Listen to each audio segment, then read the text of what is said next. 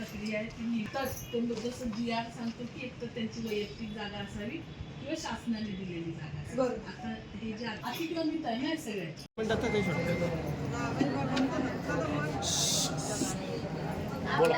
आज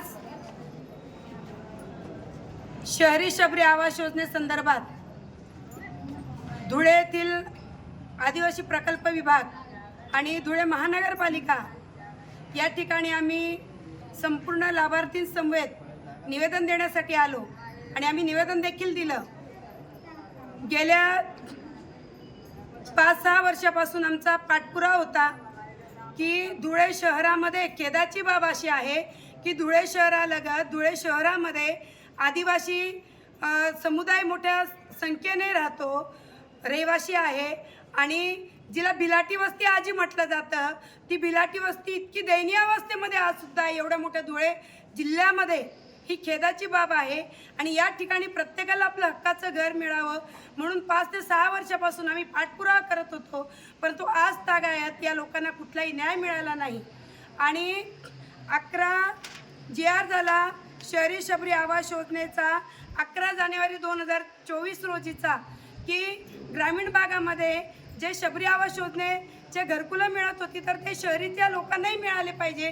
आणि या GR नुसार आम्ही मागणी केली होती, आम्ही प्रस्ताव दाखल केलेले होते, निधी येऊन पडलेला आहे आणि तरी देखील कुठल्याही प्रकारची प्रोसेस होत नव्हती आणि म्हणून आम्ही आज निवेदन देण्यासाठी आलेलो होतो.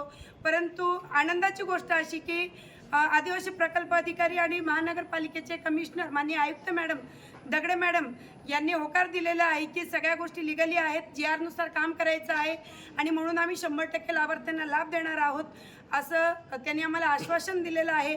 आम्ही आशा बाळगतो आणि विश्वास ठेवतो की आपण दिलेला शब्द आपण खरा ठरवाल आणि या लोकांना आपण लाभ देणार, अन्यथा आम्ही आंदोलन करणार, धरणे आंदोलन करणार आणि नुसतं आंदोलनच नाही तर कुटुंबासहित सगळ्या लाभार्थ्यांना आम्ही महानगरपालिकेच्या आवारात आणणार आणि जोपर्यंत आम्हाला स्वतःचं हक्काचं घर मिळत नाही तोपर्यंत सर्व कुटुंब महानगरपालिकेच्या आवारामध्ये राहतील एवढं मी आपल्याला सांगते. आणि या होणाऱ्या परिणामास आपण स्वतः प्रशासन आपण जबाबदार राहणार एवढंच बोलते. माझ्यासोबत आपल्या वलवाडीचे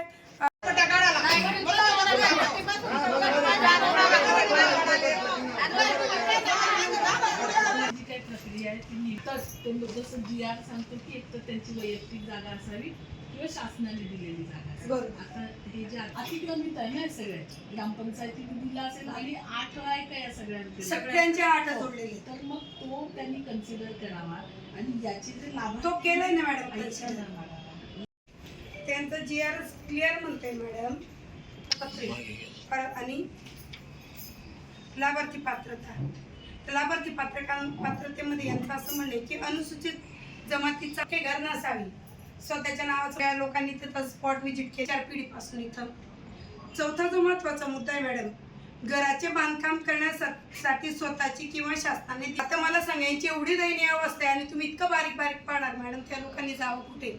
दुसरा महत्वाचा मुद्दा मॅडम सिटी सर्वे, मला मान्य आहे सिटी सर्वे त्या म्हणाल